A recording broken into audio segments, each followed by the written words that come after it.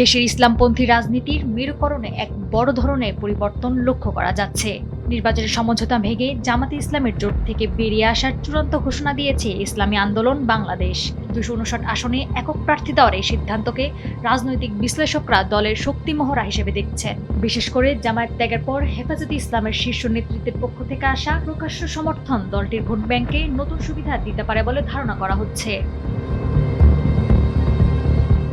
ইসলামী আন্দোলনের যুগ্ম মহাসচিব ও মুখপাত্র মাওলানা গাজী আতাউর রহমান বলেন, ইসলামের মৌলিক নীতির প্রশ্নে জামায়াতে ইসলামের অস্পষ্ট অবস্থান এবং রাজনৈতিক আস্থাহীনতার কারণে জামায়াতের সঙ্গে নির্বাচনী সমঝোতায় থাকছে না ইসলামী আন্দোলন বাংলাদেশ। ইসলামী আন্দোলনের এই সিদ্ধান্তে হেফাজতে ইসলামের আমির শাহ মুহিবুল্লাহ বাবুনগরীর প্রকাশ্যে অভিনন্দন জানিয়েছে, যা রাজনৈতিক প্রেক্ষাপটে রয়েছে বিশেষ তাৎপর্য।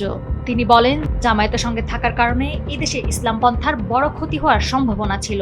তাই ইসলামী আন্দোলন জোট ছাড়ায় কমির বড় অংশ এখন হাত পাখার দিকে ঝুঁকে পড়বে বলে ধারণা করছেন বিশ্লেষকরা। নতুন ভোট ব্যাংক ও জনপ্রিয়তায় ইসলামী আন্দোলনের ইতিবাচক হাওয়া লাগতে পারে।